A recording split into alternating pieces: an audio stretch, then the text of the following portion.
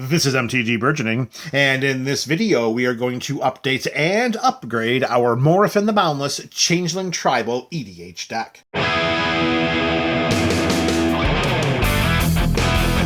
Thank you for joining us for another episode of the Up and Up series. Today we're updating and upgrading Morophon the Boundless. We have our Changeling deck here. We have our Changeling pool here. And right over here in the description are links to this build's deck tech, the up-to-the-moment deck list, and the video primer series.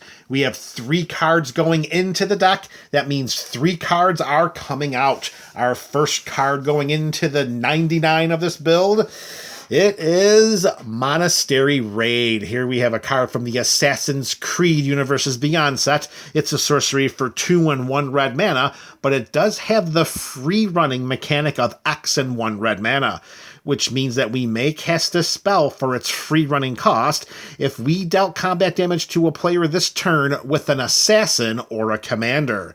Now note, Morophon does not have to deal damage in order for this card to be used, because all of our changelings are also assassins. And when we cast this spell, we exile the top 2 cards of our library. That is if we pay the 2 and 1 red mana. If we cast this spell for its 4 running cost, instead we exile the top X cards. And we exile the top X cards of our library instead. We may play the exile cards until the end of our next turn. That's the integral part of including this card into this deck, is that those cards are staying in exile until our next turn. If they were exiled and we had to play them that same turn, then this card would not be jammed into the 99 of this build. It would probably most likely stay in storage. But because we have until our next turn, the card advantage that this gives us is just immeasurable.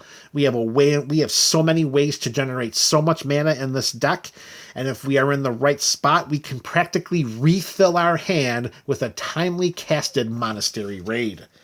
With that degree of card advantage being put into the 99, we have to slightly weaken one of our other areas in order to accommodate it. And the area that we chose, well, we chose to go after the removal and disruption side. So we decided to target the one spell that we thought was the weakest and gave us the least bang for our mana buck in order to put Monastery Raid into the deck.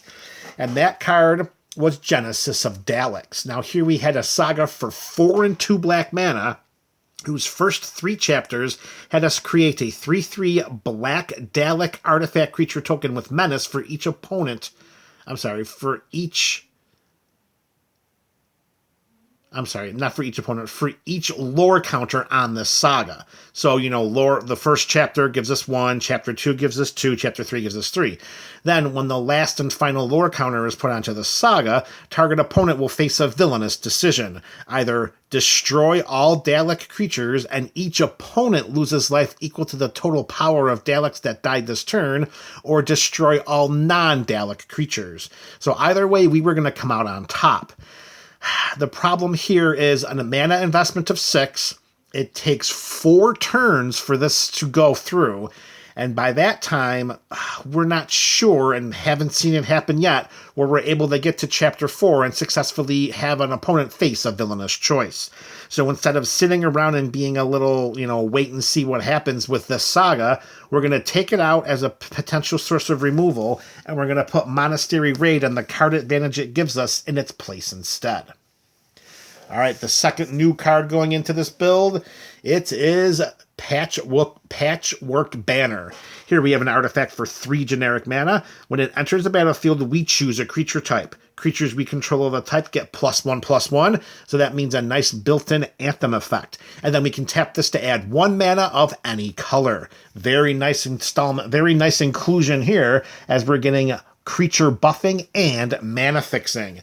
And now we're at a point in this changeling world where when we get one kind of changeling specific mana rock, we could replace that with a much stronger changeling specific mana rock. And that's what we're going to do here, as Patchwork Banner is going into the 99 to replace Altar of the Pantheon. Same mana value, Same ability to tap for 1 mana of any color, although this allows the devotion of each color, and each combination of colors is increased by 1, which we have nothing of devotion in this build.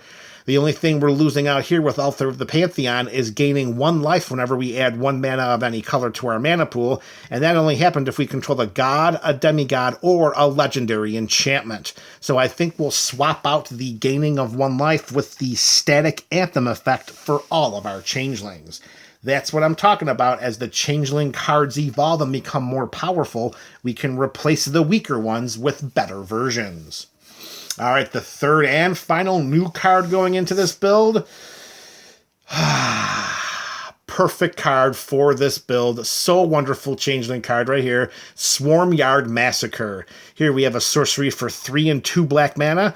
We create 2 1/1 green squirrel tokens, and then each creature that is not an insect, rat, spider, or squirrel gets -1/-1 until end of turn for each creature we control that is an insect, rat, spider, or squirrel.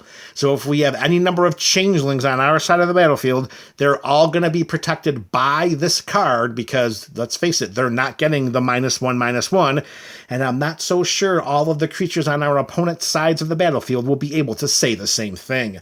Also note that the fact that it's -1/-1, that dances around Hexproof, Shroud, Indestructible, Ward, Protection. Just a fantastic removal spell for a changeling build. I am looking forward to casting that spell and watching all of the mayhem unfold.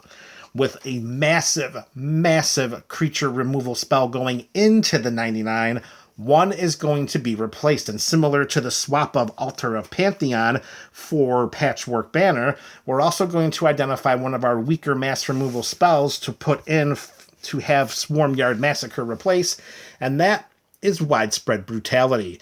Here, a sorcery, we have 1, a black, and 2 red mana, which is 1 mana less than what Swarmyard Massacre's mana value is.